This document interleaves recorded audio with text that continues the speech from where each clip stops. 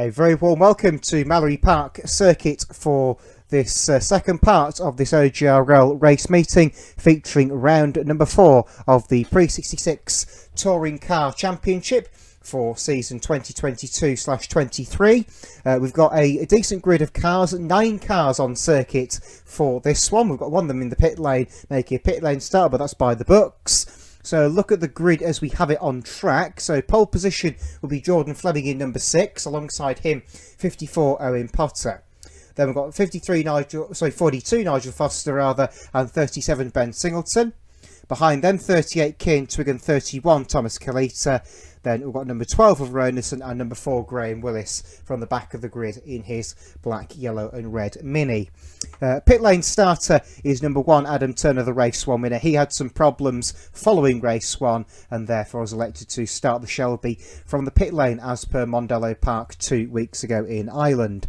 But as always with the circuit racing at OGRL comes a second voice, one that's not mine, which is probably a relief, and that is Owen Potter, who joins us once again here. So good evening, Owen, and welcome to Mallory Park. Yeah, hi there. Hi everyone. Yeah, thank you very much. As you said, it's good to see a nice couple of cars, group of cars out there with a mix in all forms categories. 3 classes in attendance: Class A, Class B, Class C. Class C being the most popular with all the little Mini Coopers out there. So yeah, nice short lap. And race is about to start very shortly. I'll hand you back over to Ben as we get the race started. Absolutely, thank you very much, Owen. And yes, as said, 3 classes here. There are 5 classes available to be raced. Classes D and E have got no entries, I'm afraid, today, and neither did they at Mondello Park. So there's so far a couple of classes that haven't had any subscriptions as of yet. We are just a few seconds away now from the lights coming on and then them extinguishing themselves rather rapidly, and then we go racing for 12 minutes of saloon car racing here at this 1.3 mile Mallory Park configuration. So we're just waiting for the 5-second board to be displayed from the starting gantry. You can see just in front of the race control building, and the lights are out, and away we go with historic touring cars race 2 of the weekend here at Mallory Park. And down towards on the turf, Romeo's have a bit of a tussle side by side. Certainly Singleton and Foster behind at the head of the Class C battle. It looks like Potter's got the lead as they go round Gerrard's for the first time, and everybody has managed to get around Gerrard's okay so far, so nobody's had any early dramas as Kieran Twigg gets a push from Thomas Kalita all the way around the first corner, and I say they're not having any trouble, and around and out goes the Ford Falcon of Anderson, who goes for a big spin. That fires Kalita off towards the lake as well on the inside of the track, but Potter leads them down towards the Jim Clark S for the first time, past the Edwina chicane, not in use today, that's only use of the bikes, as they make their way up the hill towards Shaw's hairpin for the first time, and this time it looks like the Alfa Romeos are going to have a bit of a rare set too, possibly. No, Potter gets to the corner first. Singleton tries to go around the outside in the Class C Mini, the 1310 Mini, the most powerful Mini you can find, and hence why most of the drivers use the 1310s over the lower Class Minis. The 1275 is also going Class C in quite a serious power deficit as Kalita runs wide through Devil's Over as they complete lap 1. And it looks like everyone has survived the first lap with the exclusion of Ronison's Falcon that had a spin coming out of Gerrard's onto the steady straight. Yeah, everyone made it through, cars everywhere. The Fleming getting swamped by the little Minis who are going no bumper to bumper all the way around Gerrard's now. I think that's Kieran Twigg leading the way in that. No, it's Nigel Foster, please excuse me, as it's Ben Singleton looking on the outside, ducking in the slipstream, trying to go to the braking zone as we go into the top corner. Not quite close enough at the moment, but these Class E cars are staying with the Class Bs, which round the tight sweeping bends here at Mallory Park is quite was to be expected, as we see Adam Turner drifting up the hill with all that horsepower from the Shelby Mustang. Yes, into the breakers at Shaw's hairpin, where the Mini will retaliate, which is given the manoeuvrability of the Mini compared to the Mustang that it is fighting. You can see the difference in size. You could more or less fit the Mini in the boot of the Mustang at this stage. The Mustang's now got to the straight at Kirkby and just watch it pull away. There it goes, the power band has kicked in, the Mini is now left in the weeds, and well, Kieran Twiggs are going to get a nasty surprise as they go around Gerrard's, or maybe not, he might just surprise himself and take himself into the frame, spins around and almost hits the Mustang, or rather the Mustang nearly hits him, but some good evasive driving from both parties there to avoid what could have been a catastrophe, as when a Mustang hits a Mini, you can probably work out the result for yourself. Now Kalita's having a go Twig as they go down the Stevie straight towards the Jim Car Classes for what I believe is now lap 3. The side-by-side, Kalita's got the cut back on the inside of Twig. They both go sideways, and Twig's off the track and goes sideways and rejoins just about, pointing somewhere in the right direction. As now Adam Turner going through for 4th place in the Mustang round the outside of Ben Singleton 37, but Singleton gets the run on the inside, and the Mustang spins. Round goes number 1 of Adam Turner. Somehow, I think that was Thomas Kalita with a very near miss there, who just avoided it, and Roy Anderson now graduates in 2nd place as well in the Ford Falcon. So early dramas for Adam Turner there, coming out short hairpin, too much power on, and the back of the car just said good night of Vienna and went for a spin. Adam Turner got involved in the mini battle, caused a bit of a stir, and then spun off and got himself out of it. He just made cars go all the well held from Twig, as we see Fleming down the inside of Potter as we go around Gerrard's now. They go 2x2 as they're heading the back straight, almost on the grass there from Potter. Is he going to duck back in? No, he's got the long overrun as he goes down the back straight, 2x2 into the braking zone. Fleming's got the ideal line on the inside. Potter's going to try and get the cut back, but Fleming's car is parked in all the right places. Potter's going to have to wait and do something up if we're going to do anything up into the top hairpin here. Up towards the hairpin they come again, and this time Potter's looking to the inside of Fleming. The door is shut, so there's no way through for the Alfa Romeo this time. The two Alphas leading the way 1-2. We haven't got the Ford Cortina of Aaron McGrath here this week that ran very well at Mondello Park 2 weeks ago. Hopefully that car will return for Silverstone in 2 weeks' time, as we do appreciate having a few more cars in Class B. We've only got 2 of them here today. We've only got 2 cars in Class A as well, for that matter, and these are the 2 in question, sliding through Devil's Oboe. Absolutely superb stuff from the 2 big American beasts. Anderson leads that battle as Kalita Scandinavian flicks it well and truly into the first corner. Anderson's run wide at Gerrard's, and the Falcon is going not much further by the looks of it. He's on the grass, he's somehow not spun it in all that, and that was very well held. And I think, Owen, Roy should probably enter for Rallycross. That was very impressive. Yeah, Martin Shanker, eat your heart out. That was some brilliant car controls. We went off the onto the grass there, as we saw Kalita as well back in here. But here comes Potter down the inside, up into the top hairpin. He's going to have the ideal line. He's going to run in hot. Is there going to be any contact? We can't quite see. It's just out of our camera view. They come back into shot now. The 2x2 as they head down the hill. I think Potter might have him. He's squeezing him all over the grass. He's in front, but Fleming's still there. Yep, I've now got 2 minis playing in the runoff area. We've got 31 of Kalita and 37 of Singleton. I think Marcus and Schenker can retake the wheel at that point, but down the main straight comes the big Mustang of Adam Turner towards the first corner at Gerrard's, chasing down the top 3, as it looks like Nigel Foster's found himself in no man's land, as the leaders now going side by side onto the Stebby straight. It is still set to be Potter, and that is Fleming, of course, at the front as well. They make their way into the right-hander now at the stars of the Jim Clark Esmith. They make their way up the left-hand kink towards the hairpin, and these 2 have kept with each other all race long so far, and I would imagine there'll be another dive bomb here, as it looks like Potter's looking, or rather Fleming is looking, I should say. Potter's run a tad wide, but alas for Fleming, the gap just didn't arise at the right point, so he's still remained in second. They've got Nigel Foster still lurking in third as they come through Devil's Oboe. There's the Mini. And Adam Turner's gone at the hairpin at Shaw's. He's gone wide, and through comes Roy Henderson and spins around on the exit of the corner. So they've got synchronised spinning from the Class A contenders.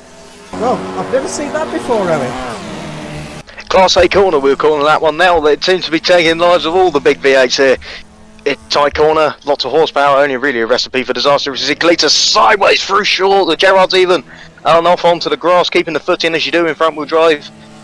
Keeps control of the car, but that's allowed Singleton to sneak through, and Adam Turner catch back up as he goes through the corner, again at 45 degrees, rather than the angle it should be going at, as he looks like he's heading wide on exit.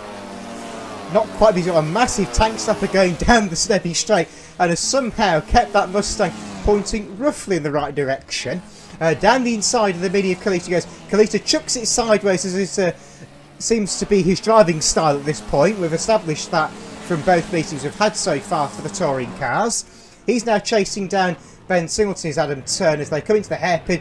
Adam completely sideways to the hairpin as you'd expect. And goes to a rollover! But a counter his roof at Shaw's hairpin. Very rare place to take upside down. That was Thomas Kalita, clipped the curb on the inside and up and over it went. And well, that could very well negatively impact Kalita's point score from this race? My negative impact is roof as well, as you see the power of the Mustang just passing past the little Mini going down the front straight. But yeah, I've never seen a car roll over there. I've seen cars bump the curb and get on two wheels, but not roll over. So top effort there from Thomas as we see Adam Turner now and Nigel Foster into the top corner as we catch up with the leaders. And looking like they're catching up some lap traffic. I think that's Graz Willis in the Class C car. Moves to the inside, let the ball out of the way, but here comes Fleming looking on the inside. No, Potter shuts the door.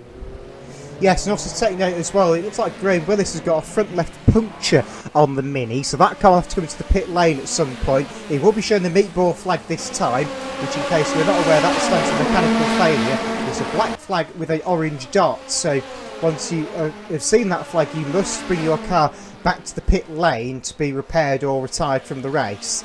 But nonetheless, all rules and regulations out of the way. The leaders come through on lap number 9, so we are roughly 3/4 of the way through this race for the touring cars. The first race yesterday was 12 laps in 12 minutes, so they're setting on average about a minute lap time each time they come round, but that was with Adam Turner leading the vast majority of the race in the Mustang, which, if memory serves me right, Owen, is about 2 seconds lap quicker than these Alfa Romeos we're looking at as they make their way up the hill towards the hairpin. Yeah, roughly about 2 seconds a lap quicker, but most of that is done on just pure horsepower alone as Fleming looks to the inside once more. He seems to be further off alongside Potter season coming. He's got the line, held possession. They're 2-2, a bit of door banging, which you expect from touring car racing, as the head drop down the hill towards Devil's Elbow. Potter still hanging it on the inside. He's going to have the line, but it's bumpy on the inside. Fleming looking for the cutback. 2-2 onto the home straight. This is absolutely superb, so they're now going to go towards Gerard side by side. It's Alfa Romeo versus Alfa Romeo. This could become a battle of last car really wins at this point, because we all know what Alfa's reliability can be like at times, as Potter's got the inside line. This is more like an oval race at this stage with the nature of this Mallory Park circuit. The first sector is part of what is actually an oval configuration of this circuit that is used by the Pickup Truck Championship every year and has been used in the past in the opposite direction for the Euro cars. They're making their way down towards the Jim Clark S past the bike chicane of Edwinas.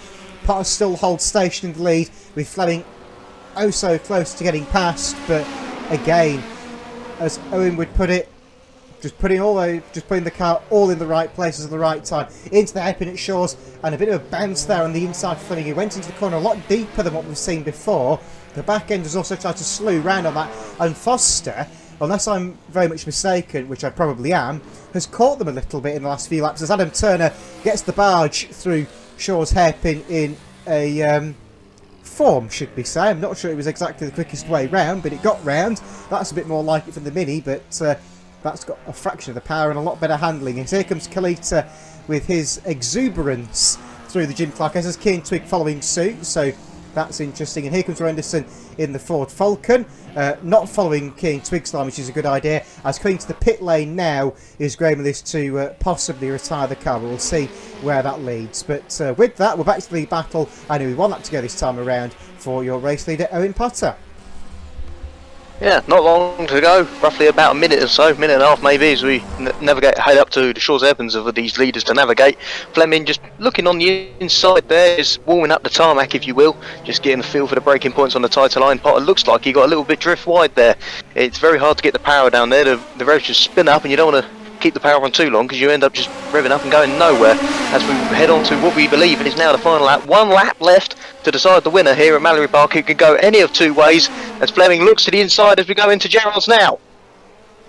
You say it could go any of 2 ways, it could go any of multiple ways depending on how these two treat each other. If these two have a coming together, it could all be Nigel Foster's for the taking, and possibly Adam Turner's, depending on how close that Mustang is now to the back of that little Mini that's running third. But the battle has now subsided as they go into the back straight at Stebby, and that has resulted in Jordan Flame retaking the lead, the bike racer from Scotland.